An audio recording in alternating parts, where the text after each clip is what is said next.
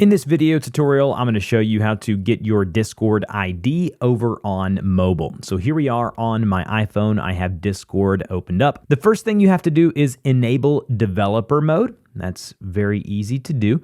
What you want to do is go to your profile by tapping on you at the bottom there to get to our profile, and then tap the gear icon in the very top upper right corner to get over to our settings. And then you want to scroll down to where you see something that says advanced right there under app icon. Tap into advanced. At the very top, you just want to make sure that developer mode is enabled and ticked over to the right.